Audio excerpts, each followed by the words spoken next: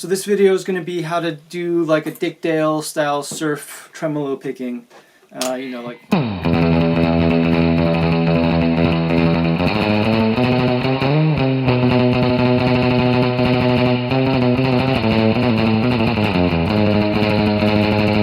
So I guess first off, I will talk about other factors at the end of the video, but one thing I need to touch on first is just string gauge. You need heavy strings, I think, because it's all about dynamics, and on a light string, you know, if you're playing hard and then soft, and you're playing some notes and double picking, and the string's going to be flopping around, the pitch is going to go wonky when you hit it harder, and it's going to be hard to get it really even when the string isn't where you're expecting it to be because it's, you know, flopped around to another place. And so with heavier strings, you're just going to get a more snappy sound. You're going to get, the pitch is going to be even between your soft and your hard hits, your hard attacks. You know, it just gives you more dynamics, I think. At least it lets you go harder. With light strings, you're going to be playing between super light and light. But with heavier strings, you can go play between light and, you know, really as hard as you want. So yeah, string gauge. I would say at least a set of 12s for surf. And anything below that, it's going to be kind of floppy. 11s is maybe passable. But definitely 13s are great. I often like to switch the high string for an even heavier string. I was using a 16 for my high E string for a while, and it was a revelation. Like that just made it just made it so much better. You just play it so much harder, and I just made everything sound so much better and thicker and cleaner.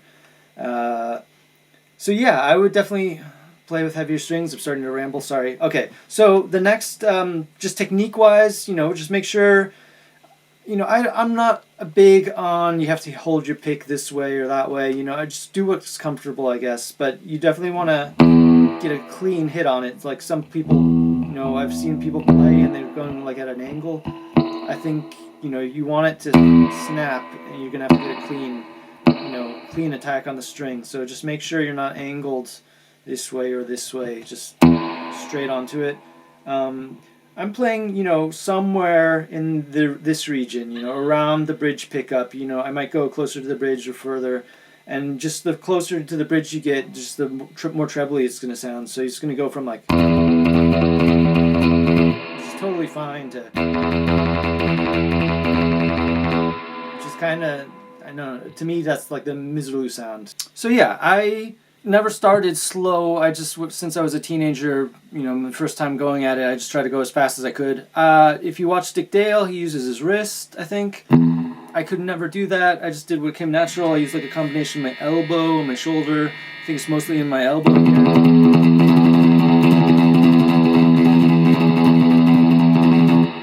And, you know, do whatever's comfortable for you, but you definitely want to have control because it's not just a matter of straight alternate picking. You definitely want to get like a rhythm to it. So like, if you think of like, well, I guess the basic thing would be like dun da dun da da dun da bum bum da bum da da bum da bum da da bum da da bum da. So you want to put like an accent so you just need to work on your dynamics. Basically, you want to hit it harder and then softer. So like,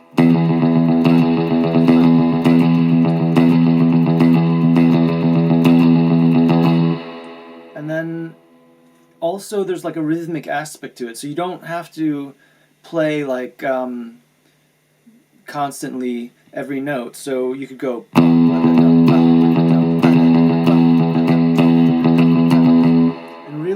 kind of the way the accents are and the way how many notes you leave out, it's just going to depend, for me at least, on like the melodic phrase.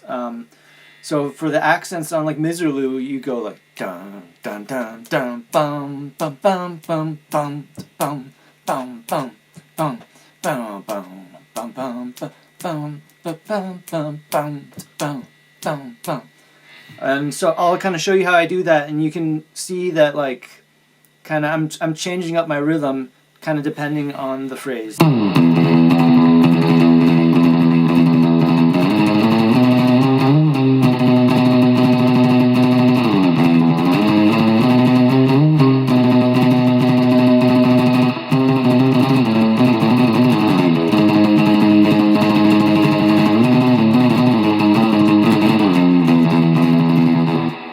You'll see I'll like pause. I don't think maybe Dick Dale does it to that extreme, but it definitely kind of gives it like a rhythmic vibe that I think, at least to me, makes like the tremolo picking like, more expressive, and definitely, I would definitely try that at least if you're trying to go for like a surfy tremolo pick sound.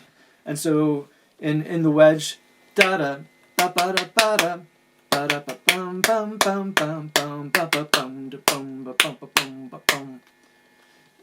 I'll show you what that one is if you don't know the song. So it's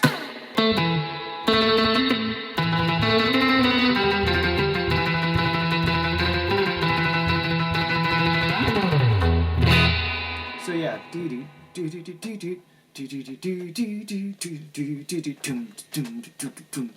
So yeah, definitely, and you just, when you're picking it, you definitely want to get the accent.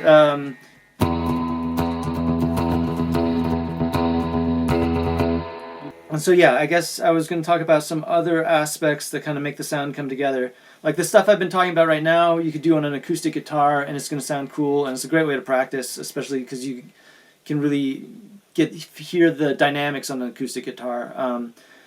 But for the the Dick Dale sound, I mean, he used a Strat. I think so long as it's a solid body guitar, it helps. You get a tighter sound with a solid body than a hollow body guitar. Single coil pickups, the Fender style, I think they're pretty important because it gives you just like the clarity and focus, because it's picking up like a narrow range on the string and just gives you a focused sound. And so I think, yeah, single coil pickups definitely are gonna be important. Like a humbucker is just it's gonna sound a little washy and a little not as clear. And so what happens is when that focused sound then goes through a spring reverb, it makes it splash. So you get like and especially with those dynamics and that's the string snapping and in through the spring, that just becomes like a splash. It becomes like this wet splash sound. I use flat wounds, and they're kind of dead, and so that kind of, since there's less high end, that snapping of the dynamics is kind of what gives it a splash through the reverb and becomes the high end, the high frequency portion of the sound. And so if you have really bright strings, I know Dick Dale, he switched to round wound strings and got a fine surf sound, but like I think for that vintage sound, I think the flat wounds are definitely get you closer to it. And so yeah, Fender amps, I think there's got the tone stack and it's the clean. You want a clean amp, no like gain or distortion. And even most Fender amps, I like the Twin, and the Twin has a built-in spring that usually sounds pretty good. Some of the other Fender amps are really harsh in the high end, and I would avoid those. But the Showman is what Dick Dale used, but yeah, for the spring, it has to be. I think it has to be a spring reverb. A lot of pedals claim to be like a spring reverb effect, and they don't sound like a spring. They got like in the high end, it'll like sound like a fluttery thing instead of a splash, and it's just, to me, it's not going to get you the sound. So, there's the Fender 6G15, which is the original tube reverb unit, reverb tank or reverb unit, whatever you want to call it. And that was reissued. I have one from the 90s that I got as as a teenager. And also recently a company called Surfy Bear has done a tubeless version. And to my ear, it's kind of muffled in the high end, but it's definitely very usable. I have one of those now too. And so, yeah, those are the aspects of... Hey, sorry about that, my battery died. So I think I got out everything that I was going to say. I felt like I talked a lot, and I don't know if I got anything across. And so definitely, if I could make something clearer or explain it better or give better examples, I'll probably just make another video in the future, an improvement on this one. If you have any ideas about how I could describe this better or what I'm not getting across, definitely just leave it in the comments. That's very helpful to me. And one thing I realized I didn't talk about is guitar picks. And you know, everybody kind of has their own preferences, but for me, it just depends on your string gauge, right? So if you're playing 11s, you can probably get away with a 0.7 millimeter, a little like a little more flexible pick on a more thinner gauge string. But I really like, you know, I like the stiffness, not totally stiff, not too thick, you know, because a thinner pick will give you a little more snap sound. So if you go too thick, it's going to be all body and no snap. So what I've got here, Ernie Ball Everlast. I decided to try Ernie Ball Everlast because the Tortex, is it called Tortex? Those ones were wearing out too quickly. I would get like a really dull corner, and then like it would just my technique would kind of get like crappy. So these are actually lasting so far. None of them have gone dull, so I'm happy. So yeah, I think these are the 1 millimeter. I think the pink ones are 1 millimeter. I prefer kind of like a 0.96. But you know, I've also gone up to like 1.1 or whatever.